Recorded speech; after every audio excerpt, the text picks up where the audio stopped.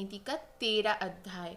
तो चलिए शुरू करते हैं। यदि मनुष्य एक पल के लिए भी जिए तो भी उस पल को वह शुभ कर्म करने में व्यतीत करना चाहिए। शुभ कार्य के बिना एक कल्प तक जी कर कोई लाभ नहीं। दोनों लोक, इस लोक और परलोक में तकलीफ होती है। हम उसके लिए ना पछताए जो बीत गया। हम भविष्य की चिंता भी ना करें। विवेक बुद्धि रखने वाले लोग केवल वर्तमान में जीते हैं। वह देवताओं का, सज्जनों का और पालकों का स्वभाव है कि वे जल्दी प्रसन्न हो जाते हैं।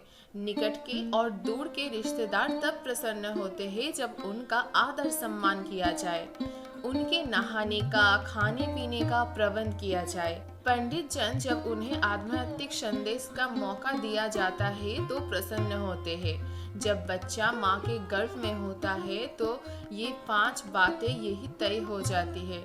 कितनी लंबी उम्र होगा, वह क्या करेगा और कितना धन और ज्ञान अर्जित करेगा, मौत कब होगी। देखिए क्या आश्चर्य है। बड़े लोग अनोखी बातें करते हैं। वे पैसों को तिनके की तरह मामूली समझते हैं, लेकिन जब वे उसे प्राप्त करते हैं तो उसके भार से और विनम्र होकर झुक जाते हैं। जो व्यक्ति अपने घर के लोगों से बहुत आसक्ति रखता है वह भय और दुख को पाता है। आसक्ति ही दुख का मूल है। जिसे सुखी होना है उसे आसक्ति छोड़नी चाहिए। जो भविष्य के लिए तैयार है और जो किसी भी परिस्थिति को चतुराई से निपटता है, ये दोनों व्यक्ति सुखी है।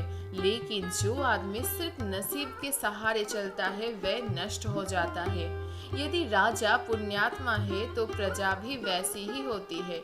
यदि राजा पापी है तो प्रजा भी पापी। यदि वे सामान्य है तो प्रजा भी सामान्य। प्रजा के सामने राजा का उदाहरण होता है और वो उसका अनुसरण करते हैं।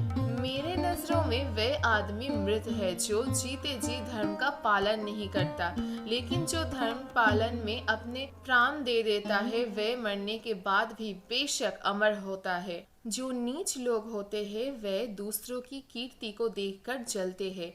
वो दूसरों के बारे में अपशब्द कहते हैं क्योंकि उनकी कुछ करने की औकात नहीं है। यदि विषय बहुत प्रिय है तो वो बंधन में डालते हैं। विषय सुख की अनासक्ति से मुक्ति की और गति होती है। इसीलिए मुक्ति या बंधन का मूल मन ही है। जो आत्म स्वरूप का बोध होने से खुद को शरीर नहीं मानता वह हरदम समाधि में ही रहता है, भले ही उसका शरीर कहीं भी चला जाए। किसको सब सुख प्राप्त हुए, जिसकी कामना की सब कुछ भगवान के हाथ में है। इसीलिए हमें संतोष में जीना होगा।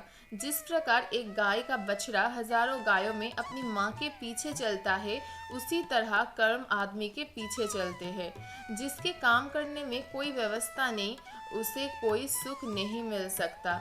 लोगों के बीच या वन में लोगों के मिलने से उसका हृदय जलता है और वन में तो कोई सुविधा होती ही नहीं। यदि आदमी उपकरण का सहारा ले तो गर्भ जल से पानी निकल सकता है।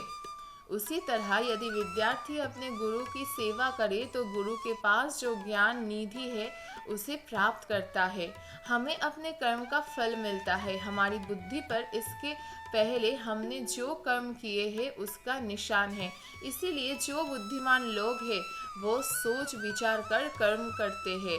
जिस व्यक्ति ने अपने आध्यात्मिक महत्व का एक अक्षर भी पढ़ाया उसकी पूजा करनी चाहिए। जो ऐसे गुरु का सम्मान नहीं करता वह 100 बार कुत्ते का जन्म लेता है और आखिर चंडाल बनता है। और चंडाल वह है जो कुत्ता खाता है। जब युग का अंत हो जाएगा तो मेरू पर्वत डिग जाएगा। जब कल्प का अंत होगा तो 7 समुद्र का पानी विचलित हो जाएगा, लेकिन साधु कभी भी अपने आध्यात्मिक मार्ग से नहीं डिगेगा। इस दुनिया में अन्न, जल और मीठे वचन ये असली रतन है। मूर्खों को लगता है पत्थर के टुकड़े रतन है। तो यहीं पर खत्म होता है चाणक्य नीति का 13 अध्याय। अगर आपको ये वीडियो पसंद आई है तो हमारे चैनल को सब्सक्राइब, लाइक, कमेंट और शेयर करना ना भूलें। Thank you for watching this video.